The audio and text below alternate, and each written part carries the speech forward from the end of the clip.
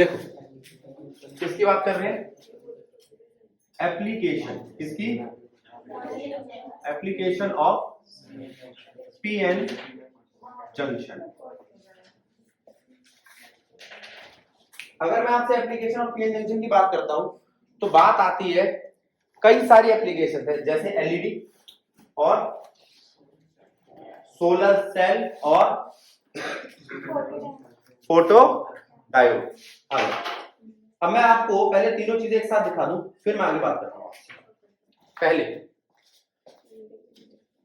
LED, light emitting diode, photo diode और solar cell. अब कोई आपसे पूछे तीनों कौन है, ये तीनों ऐसी चीजें हैं, ये तीनों ऐसे डायोड हैं जो लाइट से रिलेट करते हैं, लाइट लेते हैं या लाइट छोड़ते हैं, खत्म कहानी। फिर मैंने आपसे कहा अगर ये लाइट से रिलेट करते हैं, ये लाइट लेते हैं या लाइट छोड़ते हैं, तो इनका क्या रिलेशन है इस पीएन जंक्शन से। पीएन जंक्शन में कहां से काम आता है, ये या तो इलेक्ट्रिसिटी लेकर लाइट छोड़ते हैं या ये लाइट लेकर कोई इलेक्ट्रिसिटी छोड़ते हैं, ठीक है। और इनको हम कह सकते हैं लाइट वाले डायोड, ऑप्टो डायोड। क्या कह सकते हैं, ऑप्टो डायोड। ऑप्टो का मतलब यहां पर ये लाइट की चीजों को ऑप्ट करके उसमें चेंज लाते हैं, फ्रीक्वेंसी वगैरह बना देते हैं, खत्म का। अब मैं आपसे कह रहा हूं क्या इसके अलावा कोई डायोड नहीं है, बथेरे डायोड है, जिसका एक बहुत अच्छा एग्जांपल है, कोर्स में से डिलीट हो गया लेकिन आपको पता तो है, जीना डायोड। वो वोल्टेज को रेगुलेट करता है, क्या करता है, वोल्टेज रेगुलेटर डायोड है, ठीक है। अब बारी आती है कोई भी डायोड कितनी चीजों पे काम करता है, या तो रिवर्स बायसिंग पे या फॉरवर्ड बायसिंग, रिवर्स बायसिंग पे या खत्म कहानी। आकाश ये बात समझ में आई, या तो कोई डायोड फॉरवर्ड बायसिंग में काम करता है या कोई डायोड रिवर्स बायसिंग में काम करता है। अगर कोई डायोड फॉरवर्ड बायसिंग में काम करता है तो उसका मतलब क्या है, उसको करंट ज्यादा चाहिए। रिवर्स बायसिंग में काम करता है तो मतलब वो कम करंट वाला काम करवाना चाहते हैं मुझसे कुछ। देखते हैं क्या है ये चीज आगे। ये फॉरवर्ड बायसिंग का ग्राफ था, ये रिवर्स बायसिंग का ग्राफ था। अगर मैं एप्लीकेशन देखूं फॉरवर्ड और रिवर्स बायसिंग की तो उसके ग्राफ से समझ में आ रही है, इस रिवर्स बायसिंग पे जो काम करेगा उसमें कट ऑफ होना चाहिए, कट ऑफ वोल्टेज आना चाहिए, तब रिवर्स बायसिंग का काम। फॉरवर्ड बायसिंग में काम कर रहा है, इसका मतलब यहां पर करंट इंक्रीज करना चाहिए। फिर कुछ लोग कहते हैं कि भाई ज्यादा करंट तो हमें फॉरवर्ड बायसिंग में दिखाई देता है तो हमें फॉरवर्ड बायसिंग पे ही काम करना चाहिए, रिवर्स बायसिंग में काम नहीं करना चाहिए। और अगर कर रहा है तो वो क्यों कर रहा है, क्या कोई उसकी अलग एप्लीकेशन है, देखते। अब हम बात कर रहे हैं आपसे पहले डायोड की, एलईडी। एलईडी मतलब लाइट को एमिट करना है, लाइट एमिट करनी है, जरा इसको देखो, ये एक डायोड है, लाइट को एमिट करनी है तो मैंने इसके ऊपर एक कैप लगा दी, कांच की कैप। किसकी कैप लगा दी, ग्लास। वो ग्लास जो मैंने लगाया ना इसके ऊपर, वो जो मैंने इसके ऊपर कांच की कवरिंग लगाई है उसको समझते हैं। पहली बात, अगर मैं वो कांच की कवरिंग ट्रांसपेरेंट बनाता हूं तो ये लाइट छोड़ेगा, जो रंग चाहोगे वो रंग दिखाई देगा। अगर मैं ब्लैक लगा दूं तो कोई रंग दिखाई नहीं देगा, तो वो कोई कलर नहीं छोड़ेगा, गड़बड़ हो जाएगी। तो क्या सोचने वाली बात है ना। तो मैं यहाँ पे ट्रांसपेरेंट ग्लास लगाता हूं जिससे मुझे सारे कलर दिखाई दे, ठीक है, और इसको हम कहते हैं एलईडी। अब यहां पर यहां से इस तरीके से कुछ एनर्जी निकलती है एच न्यू की फॉर्म में। वो न्यू आपको फ्रीक्वेंसी या वेवलेंथ की फॉर्म में कलर का काम करवाती है, ठीक है। यहां से एनर्जी निकलती है। अब वो जो एनर्जी निकलती कहां से है, डिप्लीशन लेयर से। कहां से निकलती है, डिप्लीशन लेयर से या डिप्लीशन रीजन से। क्यों, जब उसे पीछे से करंट मिलता है, जब उसे पीछे से करंट मिलता है, ये पी साइड ये एन साइड, ये पॉजिटिव ये नेगेटिव, ठीक है। और होती क्या है यहाँ पर, फॉरवर्ड बायसिंग। क्या होती है यहाँ पर, क्या होती है यहाँ पर, फॉरवर्ड बायसिंग से जब पीछे से यहां से करंट निकलता है तो यहां होता क्या है, देखो फॉरवर्ड बायसिंग होती क्या है, कैसी इलेक्ट्रिक फील्ड सेटअप होती है, होता क्या, ये पी साइड है ये एन साइड है, ठीक है। पी साइड के पीछे से करंट आ रहा है, एन साइड के पीछे से करंट आ रहा है, वो दोनों धक्का दे रहे, ठीक है। धक्का दे रहे तो यहाँ पर क्या होता है, बीच में जो डिप्लीशन रीजन है वहां पर इलेक्ट्रॉन्स और होल्स जनरेट होते हैं। होल्स एक्साइट होंगे जाएंगे नेगेटिव साइड की तरफ, इलेक्ट्रॉन्स एक्साइट होंगे जाएंगे पॉजिटिव साइड की तरफ। इस आने जाने से क्या पैदा होता है, डिफ्यूज करंट।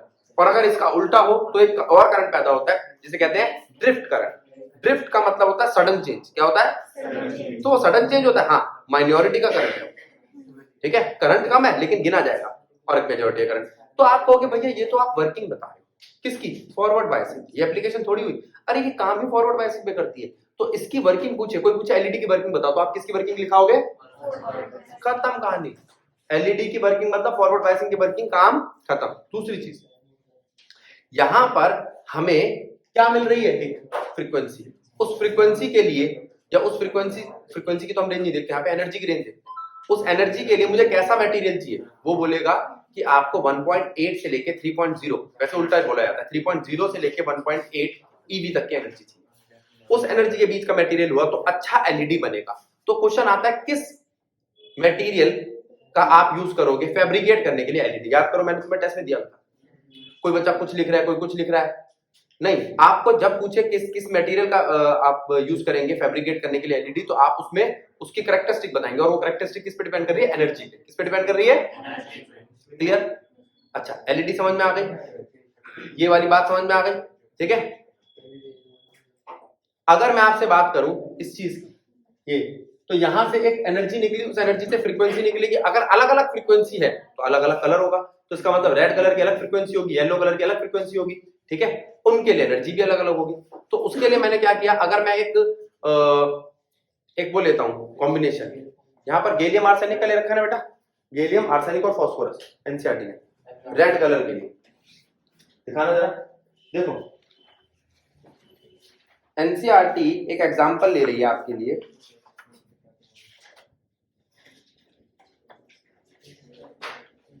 उसको सुनना, और फिर इसके बारे में मैं थोड़ा सा पढ़ भी दूंगा। गैलियम आर्सेनिक फास्फोरस, पढ़िए, पकड़ी बेटा इसको। एग्जांपल देखो, गैलियम आर्सेनिक और फास्फोरस, गैलियम आर्सेनिक और फास्फोरस। गैलियम क्या? 13 ग्रुप का। किस ग्रुप का है? और ये दोनों किसके हैं? 15 ग्रुप के। और यहां पर एक रेशियो है 0.6 0.4 ऐसे दे रखा है, चेक करिए बेटा। हाँ, अब इसका मतलब आप ये समझ लो, ये 1 - x है तो ये x, और इनकी वैल्यू अगर कम बढ़ती होती रहेगी तो कलर चेंज होते रहेंगे। ये रेड कलर के लिए बोला एनसीईआरटी, ठीक है। तो पता चल गया कैसे फैब्रिकेशन होता है। कैसा मैंने लिया? ये 13 और 15 ग्रुप का कंपाउंड लिया। मैंने बताया था आपको, सेमीकंडक्टर या तो प्योर सेमीकंडक्टर होता है 14 ग्रुप के, या कंपाउंड सेमीकंडक्टर होता है 13 और 15 ग्रुप के, या 12 और 16 ग्रुप के। ये अब डिलीट हो गया, लेकिन ये सॉलिड चैप्टर में भी था पहले केमिस्ट्री के, ठीक है। अब ये बात समझ में आ गई, ये पॉइंट क्लियर हो गया आपको, ठीक है। अब क्या फायदा है भैया? ये ठंडी होती है, आपको याद होगा पहले बल्ब हम उतार नहीं पाते थे हाथ से, एलईडी का बल्ब आप हाथ से उतार सकते हो, इतना गर्म नहीं होता, हेलोजन बल्ब नहीं उतार पाते थे हम। दूसरा, इसकी जो पावर कंजम्पशन है वो कम है, ये लॉन्ग लास्टिंग है, ठीक है, एलईडी। ये सारी एलईडी की खासियतें हैं। तो अब यहाँ पर क्या क्या पूछा जा सकता है? वर्किंग के अंदर ये एक पैराग्राफ है जो मैं पढ़वा दूंगा, देख लेना आप। उसके बाद LED can emit red, yellow, orange, ये वाली बातें हैं। फैब्रिकेशन 3.0 ईवी से 1.8 ईवी के बीच का होना चाहिए, तो एलईडी अच्छा फैब्रिकेट होगा। एलईडी कहाँ काम आ सकता है? रिमोट कंट्रोल में। रिमोट कंट्रोल में आपने कहा देखा है? अगर आप कभी देखो तो ये जो रिमोट होते हैं, हाँ, ये रिमोट के आगे की लाइट है। अब आप कहोगे ये जो लाइट है ये तो विजिबल लाइट नहीं है। बिल्कुल, हमने कब कहा सारी एलईडी 7 रंग के कलर ही बनाती है। इंफ्रारेड रे और अल्ट्रावायलेट भी बनाते हैं। इंफ्रारेड रे है क्या ये? हाँ, इसे क्या बोलते हैं? आपको पता होगा शायद, एमआई के जो मोबाइल यूज करते हैं आईआर ब्लास्टर लगा होता है उसमें। आईआर ब्लास्टर उसका नाम रखा है उसने, है क्या? आई और आर का मतलब क्या? इंफ्रारेड रे सेंसर। और इससे रिमोट सेंसिंग होती है। रिमोट मतलब दूर से किसी चीज को काम करवाना, ठीक, रिमोट सेंसिंग हो गई। तो ये पता चल गया रिमोट सेंसिंग में काम आता है। और एलईडी का काम आता है, आपके एलईडी के पैनल होते हैं जिसपे आप किसी भी चीज को दिखा सकते हो, ये देखा होगा। और बहुत, अगर किसी ने कभी नजदीक से देखा हो, जो ये प्रचार वगैरह करते हैं, तो बड़े बड़े डब्बे रखे होते हैं, तो देखोगे छोटी छोटी एलईडियां लगी होती है उनमें। या कभी दवाई के यहाँ पर वो सिग्नल बना, वो साइन बोर्ड बना हुआ देखा हो, वो जो ग्रीन कलर का प्लस बना होता है दवाई का, वो एलईडीओ से बना होता है, छोटी छोटी। तो एलईडी, वो एक तो यही काम होगा उसका, लाइट छोड़ना। दूसरा ये रिमोट सेंसिंग। और बर्गलर अलार्म में क्या करूंगा मैं? अगर मैंने एक ऐसा वो चीज लगा लिया कि अगर वहां पे हल्की सी भी मतलब यहां से एलईडी की लाइट जा रही है, यहां पर कोई उसको रिसीव कर रहा है, यहां छोड़ रहा है, यहां रिसीव कर रहा है, इसके बीच में कोई अगर ऑब्स्टेकल आ गया तो वो जो चल रहा था वो नेटवर्क वो टूट जाएगा। टूटने पे बजर बच जाएगा, तो बगलर अलार्म। मान लो तुमने कहीं गेट खुला छोड़ रखा है, लेकिन उस गेट में एक कैसा गेट लगा रखा है, सेंसर वाला, तो जैसे ही वो उसको पार करेगा तो वो अलार्म बच जाएगा, ठीक है।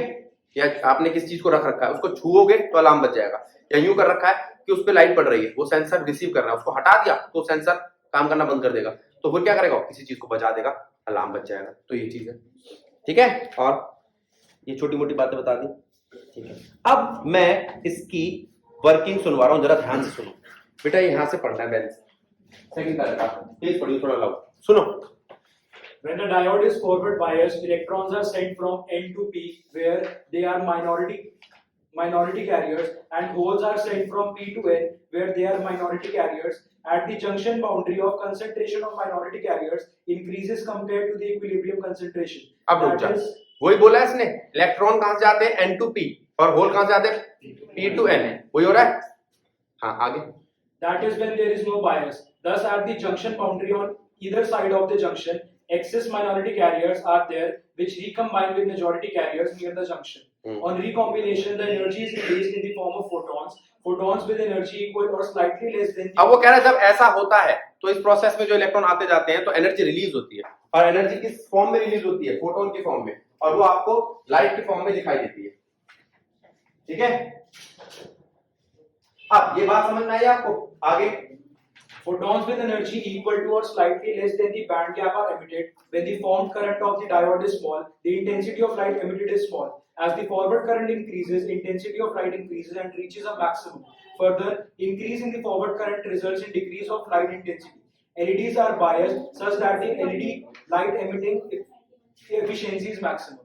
ठीक है, अब ये बात समझ में आई कि अगर आपको एनर्जी रिलीज करवानी है, ठीक है, तो आप वो जो ये जो चीज चल रही है इसको चलाते रहोगे, तो उसके लिए पीछे से क्या करवा दोगे, फॉरवर्ड बायसिंग। फॉरवर्ड बायसिंग होगी और ये शिफ्टिंग चलती रहेगी, और शिफ्टिंग चलती रहेगी तो एनर्जी रिलीज होती रहेगी, एनर्जी रिलीज होती रहेगी, वो आपको लाइट की फॉर्म में दिखाई देगी। इसका मतलब पीछे से सप्लाई रेगुलर रहनी चाहिए। ये जो एलईडी ऊपर जल रही है इस वक्त, क्या इसको पीछे से सप्लाई मिल रही है? हाँ, और अगर सप्लाई बंद कर दूं तो एलईडी भी ठीक है। अब ये बात समझ में आ गई आपको एलईडी की। अब मैंने आपसे कहा कौन है एलईडी, आपने कहा भैया ये रही छोटी सी एलईडी, अभी तो बताया था रिमोट के आगे लगी हुई है, इसमें से एलईडी गई और कहीं रिसीव हुई, वो रिसीविंग एंड पर कौन बैठा है, फोटो डायोड। अब वो फोटो डायोड को मैं समझाऊंगा आपको। अब मैं आपसे बात कर रहा हूं, एलईडी समझ में आ गई आपको, इस लाइट को रिसीव कौन करेगा, फोटो डायोड। लाइट को रिसीव कौन करेगा, तो यहां से जो लाइट निकली वो कहां पर पड़ी, किसी चीज पे, वो चीज क्या है, फोटो डायोड। फोटो डायोड इस लाइट को सिर्फ सेंस करता है, क्या करता है, ठीक है। तो ये तो पता चल गया कि एलईडी से लाइट निकलती है और कहीं रिसीव होती है, उसका नाम मैं रख रहा हूं फोटो डायोड। बस एलईडी किस पे काम करता था, फॉरवर्ड बायसिंग। फोटो डायोड किस पे काम करता है, रिवर्स बायसिंग, ठीक है। आ जाओ, ये फिर से आपका पीएन जंक्शन, जंक्शन इसे बोलते हैं, बार बार बता रहा हूं मैं आपको, डिप्लीशन रीजन। अब ये लाइट को रिसीव कर रहा है, वो लाइट को छोड़ रहा था, ठीक है। पी साइड पर एन लगा हुआ और एन साइड पे पी लगा हुआ, ठीक ठीक है। अब मैं आपसे कह रहा हूं, मुझे एक बात बताओ, ये जो फॉरवर्ड बायसिंग रिवर्स बायसिंग की मैं आपसे बात कर रहा हूं, ये जो फोटो डायोड मैंने आपका बनाया है एलईडी के साथ, इसमें रिवर्स बायसिंग हुई थी, तो रिवर्स बायसिंग से नुकसान नहीं होगा, रिवर्स बायसिंग पे तो करंट कम होता है। तो आपको ये बताना है ये सेंस करता है, सेंस करने के लिए छोटी सी छोटी वैल्यू को सेंस करने वाली चीज ज्यादा अच्छी है, ज्यादा सेंसिटिव मानी जाती है। तो ज्यादा सेंसिटिव होने के लिए उसको क्या होना चाहिए, उसकी वैल्यू बड़ी होनी चाहिए कि छोटी, छोटी। तो इसलिए रिवर्स बायसिंग किस पे काम करता है, छोटी वैल्यू पे। अब इसको अगर आप वैसे बताना चाहो न्यूमेरिक वैल्यू में, तो कैसे बताओगे, क्वेश्चन आ जाता है कि रिवर्स बायसिंग पे क्यों काम करवाते हैं हम, किससे, फोटो डायोड से। तो आपको जवाब ये देना है, आपको एग्जांपल नंबर 14.2 के फॉर्म में जवाब देना, जैसा एनसीईआरटी कहती है। एनसीईआरटी कहती है मान लो एक एन टाइप, लेट कर लो कि हम एन टाइप सेमीकंडक्टर की बात करते हैं, इसमें क्या ज्यादा होते हैं, नंबर ऑफ इलेक्ट्रॉन्स या नंबर ऑफ प्रोटॉन, इलेक्ट्रॉन ज्यादा होते हैं। इसमें एन मेजॉरिटी में होता है पी से। जब ये चालू होता है तो एन में भी चेंज आता है, पी में भी चेंज आता है, लेकिन जो चेंज आता है वो बराबर होता है, जो एन में चेंज आया और जो पी में चेंज आया वो बराबर होता है। अब मैं तुमसे पूछूं फ्रैक्शनल चेंज कितना आया, फ्रैक्शनल चेंज आया चेंज इन एन अपॉन में N, change in P upon में पी, दोनों में से बड़ा कौन था? एन बड़ा था, लेकिन फ्रैक्शनल चेंज तो उल्टा पड़ गया। अच्छा बटे में अगर मैं बड़ी वैल्यू रखूं तो वैल्यू तो छोटी हो जाएगी, तो delta N by N is smaller than delta P by P. तो यहाँ पर जो मेजॉरिटी है उसकी वैल्यू क्या होगी? छोटी, और जो माइनॉरिटी उसकी वैल्यू क्या होगी? बड़ी। तो छोटी चीज को मेजर करने के लिए मुझे क्या चीज चाहिए? Reverse bias. ठीक है, इसका आंसर मैं पढ़वाऊंगा, थोड़ा धीरे धीरे पढ़िए बेटा इसको, लाइन पे बीच बीच में पॉज देता रहिए। 14 पॉइंट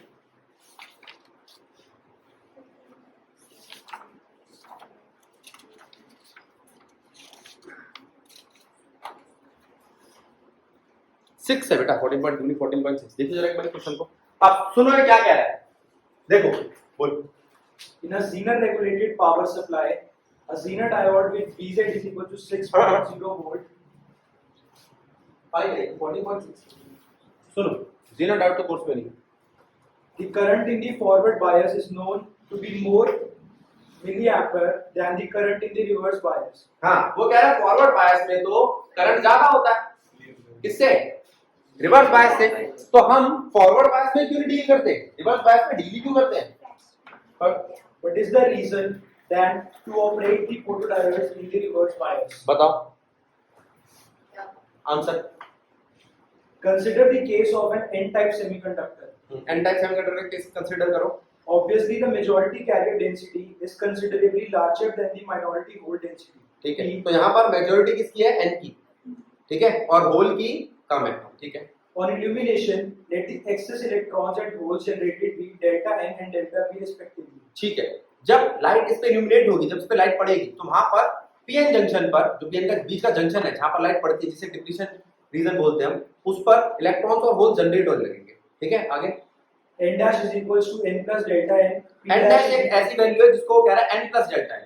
एन के थे पुराने और डेल्टा एन के जो अब आए हैं, जो चेंज आया है, फिर ऐसे P dash P plus delta P, वो मैंने टर्म नहीं लिखी है। आगे Here n and p are the electrons and hole concentrations at any particular illumination, and n and p are carrier concentration where there is no illumination. Remember, delta n is equals to delta p, and n is much greater than p. N काफी बड़ा है ना? हाँ, Hence, the fractional change in the majority carriers, that is delta n by n, would be much less than that in the minority carriers, that is delta p by p. In general, we can state that the fractional change due to the photo effect on the minority carriers dominated reverse bias current is more easily measurable than the fractional change in the forward bias current. ठीक है, Hence, photodiodes are preferably used in the reverse bias condition for measuring light intensity. ठीक है, general वाली बात पड़ दी, पूरी खत्म कहानी। अब फोटो डायोड कैसे काम करता है पता चल गया। फोटो डायोड करता है रिवर्स बायसिंग पे और आपका एलईडी करता है फॉरवर्ड बायसिंग पे। फोटो डायोड के लिए हम जब कोई चीज, अब यहाँ फैब्रिकेशन के लिए पूछा जाता है कैसा होना चाहिए, ज्यादा सेंसिटिव होना चाहिए। वहां पर फैब्रिकेशन के लिए पूछा गया था तो आपको मैंने एक लिमिट दे दी थी एनर्जी की। ठीक है, अच्छा अब मैं आपसे अगर बात करूं सिंबल कैसे है, जरा देखो, लाइट जा रही है इसका मतलब एलईडी, अपने आप सिंबल समझ में आ गए। लाइट आ रही है इसका मतलब फोटो डायोड। अब बताओ बात ठीक है कि गलत है? तीसरा कौन है? Solar cell. सोलर सेल है क्या? एक ऐसा सेल है जो सनलाइट पड़ने पर इलेक्ट्रिसिटी पैदा करता है। अब आप मुझे बताओ कि कोई जो ऐसी चीज है जो जो खुद इलेक्ट्रिसिटी डेवलप कर रही, जो खुद इलेक्ट्रिसिटी, उसको बाहर से सेल लगाएंगे हम, तो बाहर से मैं उसमें कोई बायसिंग लगाऊंगा? नहीं, ये बायसिंग ही नहीं करता, ना फॉरवर्ड ना रिवर्स। फिर उल्टा इसमें तो एक चीज लगाई जाती है जो उस आने वाले पैदा होने वाले करंट को कंज्यूम करे, खर्च करे। तो वो क्या होगा आपका?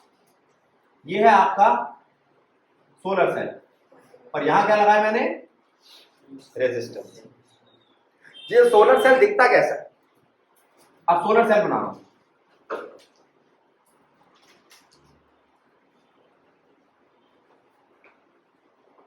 पी टाइप एन टाइप बना दिया, उसके नीचे एक मेटल का कांटेक्ट लगाया, किसका? मेटल का, और ऊपर फिंगर लाइक मेटल की प्रोजेक्शन बनाई है। ठीक है, अच्छा अब जो है मेटल का कांटेक्ट बनाया बैक कांटेक्ट कहलाता है, और जो आगे की फिंगर लाइक प्रोजेक्शन है वो फ्रंट कांटेक्ट कहलाती है। क्या कहलाती है? Front contact. ये हो गया आपका एन, ये हो गया आपका P, और ये फिंगर लाइक प्रोजेक्शन या ग्रिल क्या कहलाती है? Front contact. और ये back contact.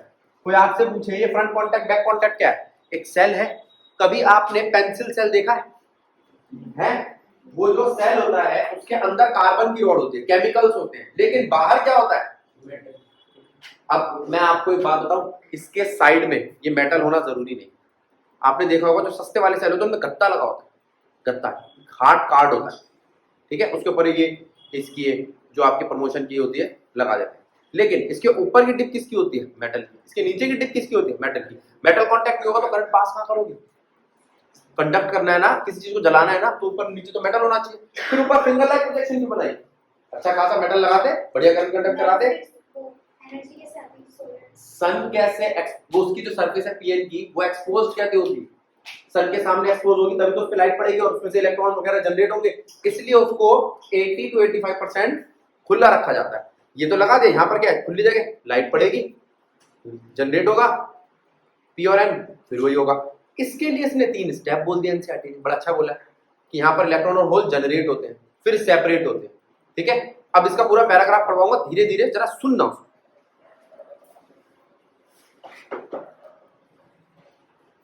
The generation of EMF via solar cell when light falls on it is due to the following 3 basic processes: generation, separation and collection. देखो वो कह रहा है जो आप जनरेट करना चाहते हो ना ईएमएफ सोलर सेल से, वो 3 बातों पे डिपेंड करता है, 3 आपके स्टेप्स पे डिपेंड करता है। पहला जनरेशन, सेपरेशन और कलेक्शन। जनरेट क्या होंगे? इलेक्ट्रॉन और होल्स सेपरेट होंगे। क्यों? क्योंकि पहले से पी और एन की इलेक्ट्रिक फील्ड सेटअप है और वो इधर उधर जाएंगे सेपरेशन। तो तुम कहोगे भैया यही तो हम तीनों पे कर रहे हैं तब से, लेकिन मैं सिर्फ बाइसिंग का नाम नहीं दे सकता, मैंने बाहर थोड़ी कुछ लगाया, उल्टा बाहर से मैंने। अच्छा आप ये कह सकते हो, थोड़ा सोचने वाला बच्चा कहेगा भैया बाहर से आपने लगाया है क्या? सनलाइट या कोई लाइट, वो लाइट ही बायसिंग है, वो लाइट ही उनको बायस कर रही है, धक्का दे रही है कि तू उधर जा तू उधर जा, वो जाएंगे तो वहां पर करंट पैदा होगा। इसके लिए कौन सी एनर्जी इनके लिए सबसे अच्छी है? 1.5 EV के आसपास। अब इसका फैब्रिकेशन आ गया। सोलर सेल कौन से अच्छे होते हैं? जो 1.5 EV के आसपास हो, याद रहेगा। दूसरी बात, अगर इनके बीच में, अब एक बच्चे का ग्राफ आया था, एक बच्चे एक गुड़िया है अलीशा, वही पेपर कर रही थी, कह रही भैया मैं भर के ही नहीं आई ये 2 चीजें, ये बनकर आया था ग्राफ। यानी मेरे को एनसीईआरटी का एक ग्राफ याद था लेकिन इसके नाम याद है। पहली बात तो ये आपका वी और आई होगा, देखना क्या ये वी आई ग्राफ है, ठीक है। अब ये क्या है और ये क्या है? इसे बोलते हैं हम कट ऑफ करंट, इसे क्या कहते हैं? ओपन पोटेंशियल या वोल्टेज। पढ़िए बेटा इस ग्राफ में 2 पॉइंट क्या लिखे हैं। कोई छोटा सा ग्राफ यहाँ पे साइड में नहीं बना हुआ? हाँ, शॉर्ट सर्किट करंट, मैं कट ऑफ सर्किट बोल रहा था, शॉर्ट सर्किट करंट और open circuit voltage. Open circuit voltage, short circuit current. अब देखो छोटा सा क्वेश्चन आ गया, यस ये ग्राफ पूछ लेते हैं कि इसके ग्राफ बनाओ जो 4th क्वाड्रेंट में बनता है, वीआई ग्राफ सोलर सेल का, ठीक है ठीक है। ओपन सर्किट वोल्टेज, जब तक सर्किट ओपन रहेगा वोल्टेज पैदा होता रहेगा, जैसे शॉर्ट सर्किट होगा वो करंट छोड़ना चालू कर देगा। करंट छोड़ना चालू करेगा मतलब नेगेटिव में, पोटेंशियल लेता रहेगा इसका मतलब पॉजिटिव में। तो ये आपकी चार्जिंग वो डिस्चार्जिंग। सेल है ना, चार्ज भी होगा डिस्चार्ज भी होगा। और एक और बात बताऊं, खैर अभी आपका नहीं है काम का, आप जाके आगे जाके पढ़ोगे तो समझ में आएगा। इसकी एक चीज हट गई, अब पहले थी। हम 2 चीजें पढ़ते हैं, डायोड, एक और होता है ट्रायोड, ठीक है। अब मैं आपको एक चीज पूछ रहा हूं,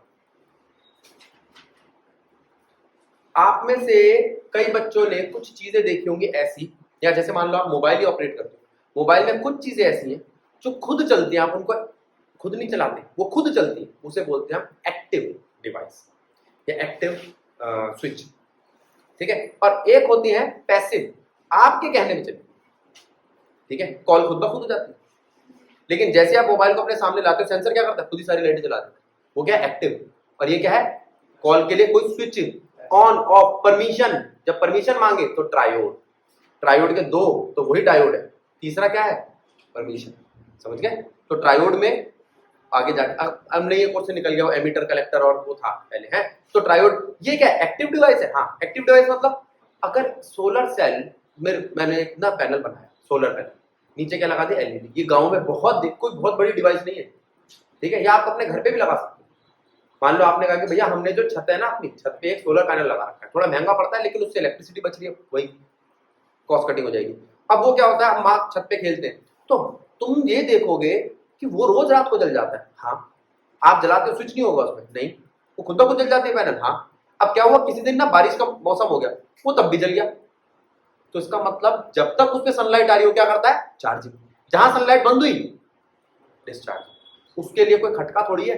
आपने शायद कभी ऐसा देखा होगा कि आपकी गलियों की एलईडी तब जल जाती है जब कभी भी दिन में भी लाइट चली जाती है। तो इसका मतलब ये सेंसिंग है, तो ये एक्टिव है, तो ठीक है। अब इसको बाहर से अगर लाइट मिल रही है तो क्या हो रही है, वायर से ले जा रहा है, वो कट ऑफ और वो ये क्लियर हुआ कंसेप्ट। हाँ हाँ हाँ, करंट नेगेटिव में इसलिए बिकॉज़ वो करंट नहीं लेता, करंट नहीं लेता, करंट तो पैदा करता है। तो इसलिए ये नेगेटिव। हाँ, और पोटेंशियल वो डेवलप करता है। पोटेंशियल मतलब होगा चार्ज का आने जाने से काम होना, उसी पोटेंशियल को कन्वर्ट कर देता है करंट, ठीक है। और फिर उससे हमारी चीजें चलने लगती है। और जरूरी नहीं है सिर्फ लाइट ही जले, कुछ भी चला सकते हैं। गीजर, हीटर, जो बड़े वो होते हैं ना जिनके पास जगह ज्यादा होती है, होटल, अगर एक होटल अपना रेगुलर गीजर वीजर चलाता रहे, उसका बिजली का बिल आए, तो बड़े होटल का 1 लाख 1.5 लाख का तो महीने का बिल आ जाए, ठीक है। बात समझ में आई। अब ये वाली बात समझ में आ गई, ये भी चीजें समझ में आ गई। सोलर सेल समझ में आ गया आपको। सोलर सेल की फैब्रिकेशन 1.5 EV के आसपास। यहाँ कुछ एग्जांपल दे रखे हैं। अब क्वेश्चन आएगा जो सिलिकॉन है उसको क्यों हम सोलर सेल के लिए प्रेफर करते हैं। 1.1 EV है उसका, 1.5 से कम है, अच्छा है। 1.41 हो, 1.43 हो, बहुत सारे एग्जांपल्स हैं, ठीक है, मैं पढ़वा दूंगा। और आसानी से मिल जाए ऐसा मटेरियल लो, जिसकी कॉस्ट ज्यादा ना हो, ऐसा मटेरियल लो। वो कहता है सोलर सेल के लिए आपको कौन सी किस तरीके की चीजें चाहिए। सबसे पहले आप ये बताओगे 1.5 EV के आसपास, फिर कॉस्ट सस्ता होना चाहिए, फिर इजीली अवेलेबल, ठीक है। अब जैसे इसने कहा कि भैया मैंने ऐसा मेटल ढूंढ लिया है, वो आपको शनि ग्रह से लाना पड़ेगा, बाकी सोलर सेल तो ऐसे बनेंगे पकापक चलेंगे। अरे शनि ग्रह जाएगा कौन वहां पे, ठीक है। तो समझ में आ गया। अब एक बार वो आप नीचे के 5 पॉइंट पढ़ दे, आएगा एफिशिएंसी वाला।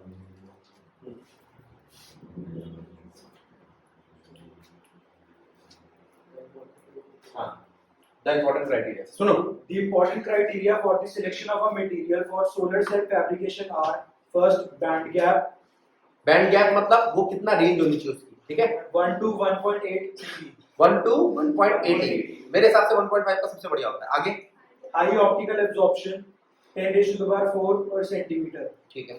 Third, electrical conductivity. Fourth, availability of the raw material. हाँ, raw And material. fifth, cost. है ना, आ गए ना वो सारे। लेकिन ये फिफ्थ कॉस्ट और रॉ मटेरियल वाली बात ऐसे सबसे नीचे करी ना, जो ऊपर वाली बात करी वो ज्यादा ध्यान दो।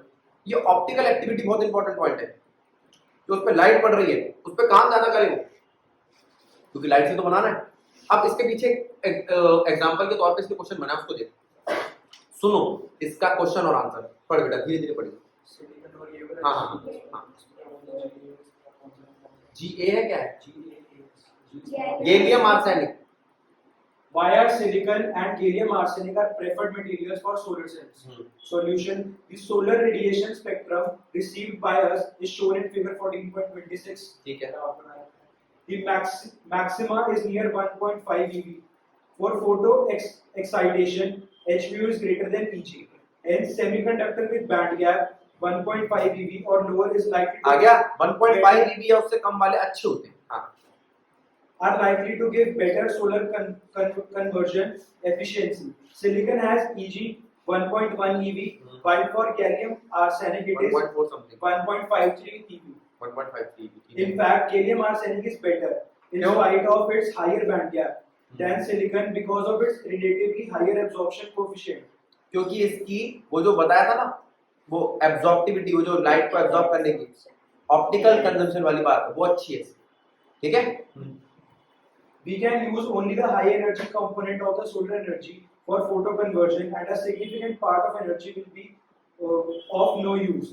The question arises, why we do not use material like PBS, EG 0.4 EV, which satisfy the condition Hμ greater than EG for V maximum corresponding to the solar radiation spectra. तो क्यों नहीं करते इसको? If we do so, most of the solar radiation will be absorbed on the top layer of the solar cell and will not reach in or near the depletion region for effective electron hole separation due to the junction field. तो कह रहा है ऐसा इसलिए नहीं करते कि अगर उन मेटेरियल का इस्तेमाल करा तो ज्यादातर सरफेस पे ही एब्जॉर्ब करके काम खराब कर देंगे। वो नीचे तक जाने ही नहीं देंगे। आई बात समझ में? ठीक है, क्लियर हो गया? हाँ, अब We want the photo generation to occur in the junction region only. ठीक है, चलो अब ये वाला पॉइंट हो गया, फोटो डायोड खत्म आपका। यहाँ पर आपके ये तीनों तो खत्म हो गए। अब एक चीज आती है, उसको बोलते हैं रेक्टिफायर। क्या बोलते हैं? रेक्टिफायर है क्या? रेक्टिफायर भी एक पीएन जंक्शन की ही एप्लीकेशन है जो क्या करती है, कन्वर्ट करती है एसी को डीसी में। अब मैं पहले आपको रेक्टिफायर बना के दिखा रहा हूं, जरा ध्यान दो। आपको PN junction as a rectifier,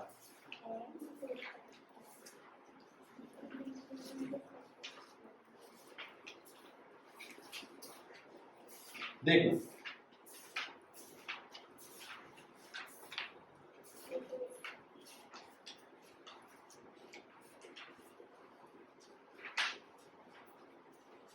देखो, पहले ये पीएन जंक्शन देखो, दिख रहा है? ठीक है, अब यहां से मैंने इनपुट लिया, यहां पर मैंने आउटपुट दिया। ठीक है, ठीक है, अब यहां से इनपुट लिया, यहां आउटपुट दिया, ये रहा आपका पीएन जंक्शन। ठीक है, अब वो कर क्या रहा है, अगर यहां पर वो जो इनपुट है वो कुछ ऐसा आया है, एसी पॉजिटिव आया, अब पॉजिटिव से इंड्यूस करा इसने नेगेटिव, फिर अगर पी के पीछे नेगेटिव हो, किसके पीछे? पी के पीछे नेगेटिव हो, तो वो आगे क्या करेगा इंड्यूस? Reverse biasing. नेगेटिव का मतलब क्या है? Reverse biasing. रिवर्स बायसिंग का मतलब कोई काम नहीं, ये है रिवर्स बायसिंग। अब पीछे से आया नेगेटिव, यहां पर क्या पहुंचा? पॉजिटिव, और पॉजिटिव का मतलब क्या है? Forward biasing. और फॉरवर्ड बायसिंग का मतलब काम हुआ। तो ऐसा तो हर बार होगा, एसी की साइकिल जब पॉजिटिव होगी तब काम नहीं होगा, नेगेटिव होगी तो काम होगा, ये चलता रहेगा और इस तरीके का ग्राफ मिलेगा। ठीक, फिर आपने कहा भैया ये ग्राफ मिला कैसे? तो मैं कह रहा हूं इनपुट कुछ ऐसा था, इनपुट कुछ ऐसा था,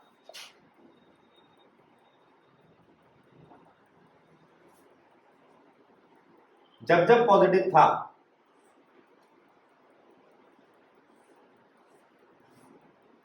ये बना था। ठीक, फॉरवर्ड बायसिंग में काम हुआ और रिवर्स बायसिंग काम नहीं हुआ। अब आप कह रहे हो भैया मुझे तो फॉरवर्ड में भी काम चाहिए, रिवर्स में भी काम चाहिए, ये कैसा है? ये तो आधा काम दे रहा है। Half wave rectifier, half wave rectifier आधा काम कर रहा है, लेकिन फ्रीक्वेंसी पूरी है।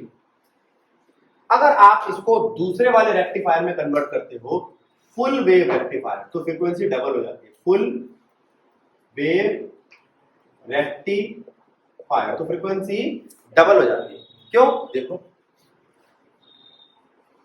ये 1 2 3, ठीक है, यहां से एक इनपुट आया, यहां से एक इनपुट आया और ये गया यहां।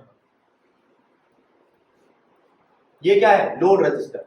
ये क्या था? Load register. आपने कहा भैया मैं तो वही लगाऊंगा, तो भाई वही लगा लो, ये लो यहां लगा दूं, कोई दिक्कत है? क्या दिक्कत है? उसका असली काम क्या था? जब इसमें ये था या तो आएगा या नहीं आएगा। डायरेक्शन बताना कैसी है? एक डायरेक्शन है कि नहीं, या तो आ रहा है या नहीं आ रहा। इसमें क्या होगा? या तो यहां से आएगा या यहां से आएगा। तो देखो क्या होगा, यह आपका इनपुट है, अगर D1 काम करेगा तो सारे पॉजिटिव काम कर रहे होंगे, D2 काम करेगा तो सारे नेगेटिव काम कर रहे होंगे उल्टी डायरेक्शन में। तो फायदा क्या हुआ? एसी का एसी मिल गया। फायदा हुआ? नहीं, हमें तो एसी का डीसी चाहिए था, तो हमने क्या करा? इसकी डायरेक्शन को एक करो। डायरेक्शन को एक कैसे कर सकता हूं मैं? तो मैंने क्या करा, मैंने उन दोनों की डायरेक्शन कुछ ऐसी कर दी।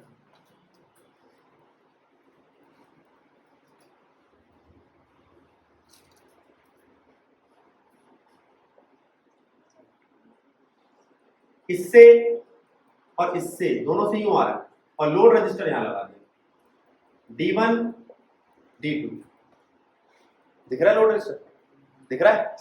अब मेरे को एक बात बता बेटा, जब यहां से यूं जाएगा तो भी तू कहेगा भैया करंट इधर ही जा रहा है, यहां से यूं जाएगा तो भी करंट यूं ही जा रहा है। अच्छा, अब डायरेक्शन नहीं बदली, अब एक ही डायरेक्शन है।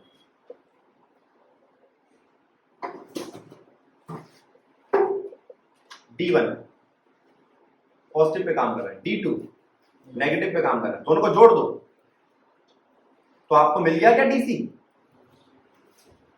मिल गया डीसी? नहीं, ये पल्सेटिंग डीसी। कैसा डीसी है? ऐसा डीसी जो पल्सेट कर रहा है, ठीक है, पल्सेस बन रही है इसमें, up down up down up down up down. तो मैंने कहा यहां पर एक चीज ऐसी है जो जिससे ना मैं उसको स्टोर करा के थोड़ी देर के लिए करंट को स्टोर करा दूं तो ये फ्लक्चुएट करना बंद कर देगा। कौन है वो? कैपेसिटर। कौन है? चलो लगाते हैं भाई। अब कैपेसिटर से होगा क्या जरा देखना, मैं फिर से वही बना रहा हूं लेकिन अब थोड़ा सा डल बनाऊंगा, घटिया वाला मार्क कर लेते हैं। देखो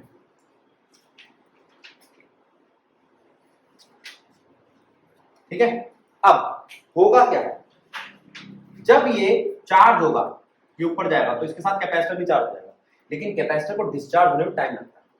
कैपेसिटर तो ये अभी अपनी पूरी की पूरी फ्रीक्वेंसी बढ़ा रहा है, तब तक कैपेसिटर डिस्चार्ज कितना सही हुआ, ये वापस आ गया, फिर ये चार्ज हुआ, फिर कैपेसिटर डिस्चार्ज होता है वापस आ जाता।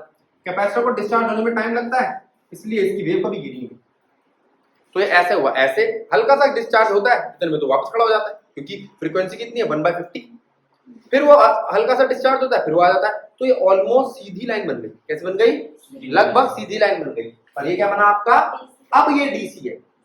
तो डीसी किसने बनाया? इसने। क्या कर रहा है ये है आपका रेक्टिफायर और वो है फिल्टर। कैपेसिटर क्या है? फिल्टर।